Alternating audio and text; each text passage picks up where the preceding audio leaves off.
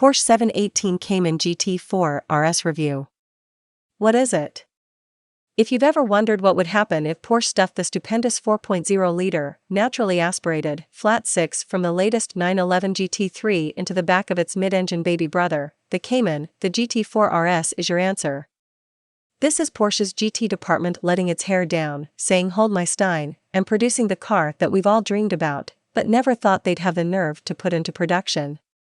Yes, it's the most hardcore, powerful and track-hungry Cayman Porsche has ever made, but with the new 911 GT3 already in existence and a nutjob GT3 RS coming later this year, its remit is a little different.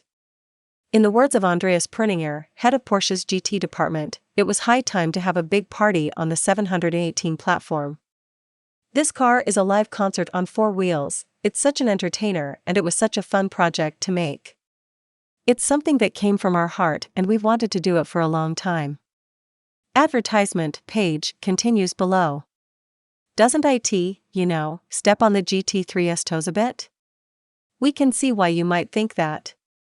At 108,370 pounds, the GT4 RS is roughly 15,000 pounds cheaper than a GT3 with the same gearbox, 20 kilograms lighter, only 6 seconds slower around the ring, has an identical 0 to 62 miles per hour time and has the same number of seats with a roll cage behind you, if you tick the no-cost Club Sport package box, which you should.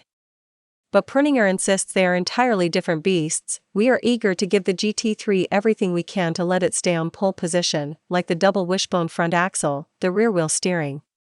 On the GT4 RS, we didn't look too much into super aero and eking out the last tenth of a second on the track.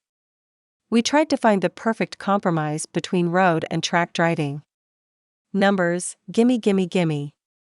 We have 493 brake horsepower, that's 79 brake horsepower more than the standard GT4, but 10 brake horsepower less than a GT3 due to the exhaust needing to take a more tortuous route around the rear suspension, while torque gets a slight bump to 332 pounds-ft and it's PDK only, as per the RS doctrine. No manual gearbox here. Boo. Still, 0 to 62 miles per hour takes 3.4 seconds, a GT4 with PDK takes 3.9 seconds, and the top speed is 195 miles per hour. Perhaps more impressive is the Nürburgring lap time on the optional Michelin Pilot Sport Cup Tour tires, of 7 minutes 4.511 seconds, over 23 seconds quicker than the standard GT4, which is light years around the ring. Any other tricks up its sleeve? One of the best sounding cars we've ever driven.